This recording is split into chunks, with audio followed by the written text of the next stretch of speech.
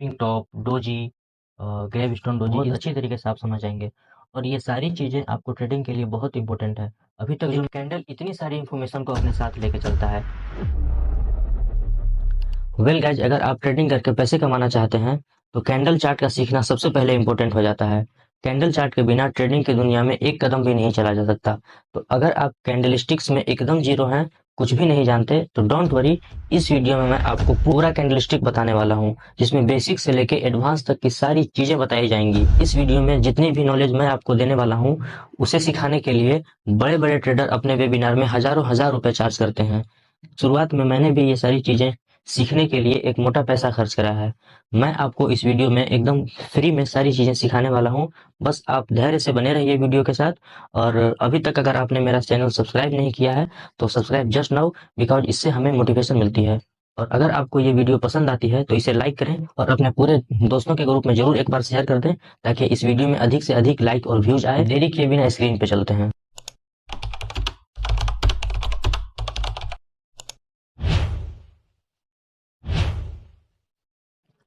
तो चलिए वीडियो को शुरू करते हैं। और आप अपने साथ एक पेन और नोटबुक को लेकर बैठें, ताकि एक भी चीज़ आपसे मिस ना हो। दोस्तों, कंप्लीट टेक्निकल एनालिसिस के लिए ये वीडियो आपके लिए बहुत इंफॉर्मेशनल होने वाली है। ऐसा मैं इसलिए कह रहा हूँ क्योंकि इस वीडियो में हम इन सारे टर्म्स को इसी ऑर्डर में एक एक करके समझने वाले हैं। एकदम डिटेल में समझेंगे। टेक्निकल एनालिसिस के इंट्रो से लेके इसमें यूज होने वाले चार्ट और टाइप ऑफ चार्ट, कितने तरीके के चार्ट होते हैं, और कैंडलस्टिक के बेसिक से लेके एडवांस तक सारी चीज़ें पढ़ने वाले हैं। इन सारी चीज़ों को सीख के आप इजीली एक ट्रेडिंग प्लेटफॉर्म पे ट्रेड कर सकते हो।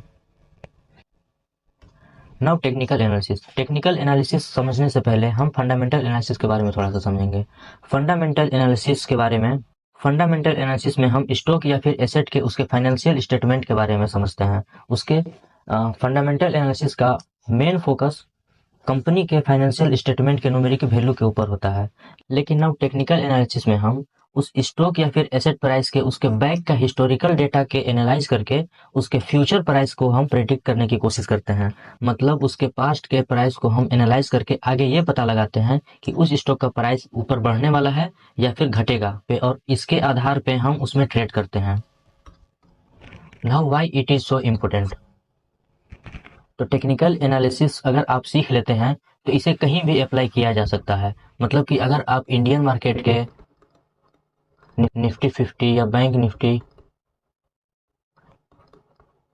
फॉरेक्स या फिर बिटकॉइन में भी अगर आप ट्रेड करते हैं, तो ये सीखने के बाद इन सारी चीज़ों पर आप इजीली ट्रेड कर सकते हैं, क्योंकि सारे एक्सचेंजेस में कैंडलस्टिक चार्ट का ही यूज किया जाता है। और दूसरा फायदा इसका ये है कि इसमें जो टेक्निकल एनालिसिस सीखने के बाद आप चार्ट पे रेजिस्टेंस और सपोर्ट का पता कर सकते हैं। जैसे नाउ सपोर्ट और रेजिस्टेंस क्या है। वीडियो थोड़ी लंबी इसलिए भी हो रही है क्योंकि मैं देखिए हर एक चीज, हर एक पॉइंट को मैं डिटेल में समझाने लग रहा हूँ। तो देखते हैं सबसे पहले कि रेजिस्टेंस क्या है। तो जैसे जब स्टॉक मार्केट का प्राइस ऊपर बढ़ रहा होता है, तो एक पॉइंट पे ये आके मुड़ जाता है और बार बार वहां पे एक हर्डल महसूस करता है और वहां से बार बार रिजेक्शन फेस करता है। तो इसी पॉइंट को रेजिस्टेंस कहा जाता है। इस पॉइंट पे जो सेलर, बड़े बड़े सेलर होते हैं, उन्हें, जिन्हें बियर भी कहा जाता है, बियर्स भी कहा जाता है, वे सेल कर रहे होते हैं क्योंकि यह पॉइंट उनके लिए बहुत उचित होता है। और उसी तरीके से सपोर्ट इसका जस्ट ऑपोजिट होता है। यहाँ स्टॉक मार्केट में गिरते हुए टाइम पे जब प्राइस गिर रहा होता है, तो बड़े बड़े बायर्स वहां पे बाई कर रहे होते हैं और एक पॉइंट से ये फिर वापस ऊपर मुड़ने लगता है। तो ये जिस पॉइंट से ये नीचे से ऊपर उठता है उसी को सपोर्ट कहा जाता है। ठीक है, इतना तो आप समझ चुके हैं। ठीक है, यहाँ तक आपको कोई दिक्कत नहीं होगा। नव एंट्री और एग्जिट। तो टेक्निकल एनालिसिस सीखने के बाद आपको चार्ट पे एंट्री और एग्जिट का सही तरीके से पता चलने लगता है। जैसे आप एक ट्रेड में कहाँ पे एंट्री लेंगे, आपका एसएल वहां पे क्या होगा, आप टारगेट क्या रखेंगे और एग्जिट कहाँ पे करेंगे, इन सारी चीजों को आप टेक्निकल एनालिसिस सीखने के बाद इजीली पता लगा सकते हो। तो ये सारी चीजें समझने से आपको तो ये पता लग गया होगा कि ये टेक्निकल एनालिसिस और कैंडलस्टिक चार्ट को समझना आपके लिए कितना जरूरी है। अब हम जल्दी से चार्ट के बारे में समझेंगे। चार्ट बेसिकली क्या है कि एक टूल है जिसमें प्राइस को ग्राफिकल वे में टाइम के साथ साथ डिस्प्ले किया जाता है। जैसे हम बचपन में साइंस में पढ़ते थे, यहाँ एक तरफ एक्स एक्सिस होता था और वाई एक्सिस। इधर टाइम, समय और दूरी को एक ग्राफ के द्वारा जहाँ दिखाया जाता था,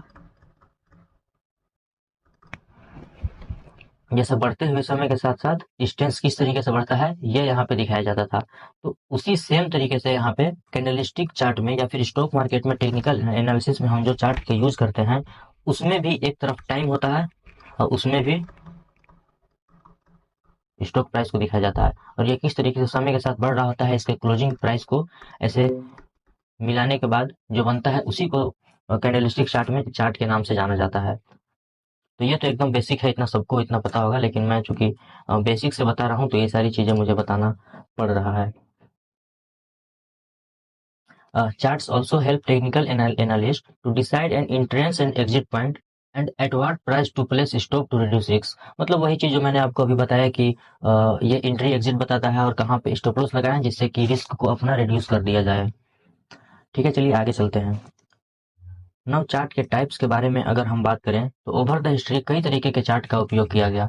शुरू सबसे पहले लाइन चार्ट का उपयोग किया गया था, लेकिन उसके बाद फिर बार चार्ट का यूज किया गया। बार चार्ट शुरू कलरलेस हुआ करते थे, लेकिन फिर इसे बाद में इसमें भी दो कलर आने लगे, ग्रीन और रेड का यूज किया जाता था। लेकिन इन सारी चार्ट्स में अवेलेबल इनफ डेटा नहीं दिखाया जाता था। जैसे इसमें हाई लाइन चार्ट में तो हाई लो भी नहीं होता था, लेकिन बार चार्ट में हाई लो होने की वजह से भी बहुत सारी चीजें इसमें थी जो कि डिटेल में नहीं पता चलती थी, इसलिए कैंडल चार्ट का आविष्कार किया गया। कैंडल चार्ट का सबसे पहले 18th सेंचुरी में जापान में उपयोग किया गया था। ये कैंडल चार्ट इस तरीके का दिखता है और ये अब तक का सबसे डिटेल्ड चार्ट माना जाता है और दुनिया भर में ट्रेडिंग के लिए इसी कैंडल चार्ट का उपयोग किया जाता है, इसलिए हम भी कैंडल चार्ट के बारे में डिटेल में पढ़ने वाले हैं। तो आइए समझते हैं एक कैंडल में एक सिंगल कैंडल क्या क्या इंफॉर्मेशन अपने साथ लेके चलता है। A candle in the stock market refers to a visual representation of a price movement over a specific time period on a candlestick chart, where each candle displays the opening price, closing price, high and lowest low, with a filled body indicating the price range between the open and close, and the wick showing the high and lows beyond the range। इसका सीधा सीधा मतलब ये हुआ, जैसे कि मैं आपको आगे की स्लाइड पे लेके चलता हूँ। एक कैंडल इतनी सारी इंफॉर्मेशन को अपने साथ लेके चलता है। एक कैंडल ओपन प्राइस, अपना क्लोजिंग प्राइस, हाई, लो और अपना प्राइस रेंज को डिपेंड करता है। ठीक है ना, कैंडल आपको हमेशा दो कलर के देखने को मिलेंगे, एक ग्रीन कैंडल और एक रेड कैंडल। हर एक कैंडल अपने साथ इतनी सारी इंफॉर्मेशन लेके चलता है, जैसे कि अगर इसे मान ले कि ये 1 डे का कैंडल है तो 1 डे में इसकी ओपनिंग कहाँ पे हुई थी ये ओपन प्राइस को दिखाता है, उस दिन को ये लास्ट में क्लोज कहाँ पे हुआ और ये पूरा दिन में कितना हाई लगाया और कितना लो लगाया था, ये सारी चीजें बताता है। ये इस कैंडल का जो पूरा फील्ड पार्ट है ये ग्रीन वाला, इसे रियल बॉडी कहा जाता है। ये ग्रीन और रेड का जो कलर है उसे रियल बॉडी कहा जाता है, और ये जो लाइन की तरह आपको दिख रहा है यहाँ पे इसे विक या फिर शैडो कहा जाता है। ये दोनों कैंडल में होता है, ये रेड कैंडल में भी ये शैडो पाया जाएगा और ऊपर की तरफ भी ये वाला जो है इसे शैडो या विक कहा जाता है। और रेड कैंडल में भी उसी तरीके से हाई, लो, ओपन, क्लोज ये सारी डेटा अवेलेबल होता है। और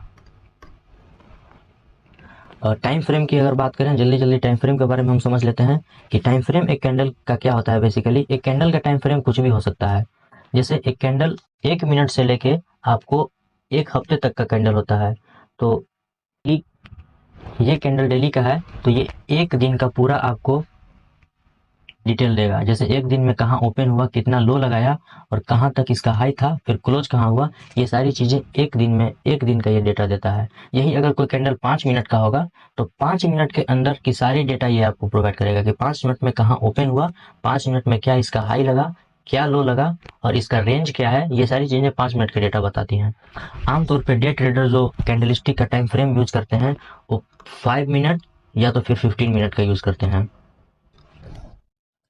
नाउ अब हम आगे कैंडलस्टिक के एडवांस के बारे में पढ़ने वाले हैं।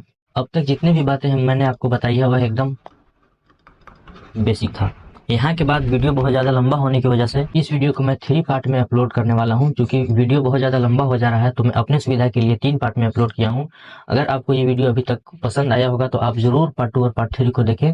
ये कैंडल एडवांस में मैं इन सारी चीज़ों को कवर किया हूँ, जैसे कि जैसे मारूबोजू कैंडल क्या होता है, hammer candle, shooting star candle, spinning top, doji, gravestone doji, इन सारी चीज़ों को मैं सेकेंड पार्ट में बहुत डिटेल में समझाया हूँ और बहुत अच्छी तरीके से आप समझ जाएंगे। और ये सारी चीज़ें आपको ट्रेडिंग के लिए बहुत इंपॉर्टेंट है। अभी तक जो मैंने बताया वो तो एकदम से बेसिक था, जो कि स्टॉक मार्केट में शुरुआत करने के लिए बहुत ज़रूरी होता है। अभी तक उम्मीद करता हूँ कि आप बेसिक सारे टर्म्स सीख चुके होंगे, और एक बार आप अपने खुद से अपने नोटबुक पे रिवाइज कर लीजिएगा, और आगे इसका पार्ट 2 अपलोड हो चुका है, चैनल पेज पे जाके आप देख सकते हैं।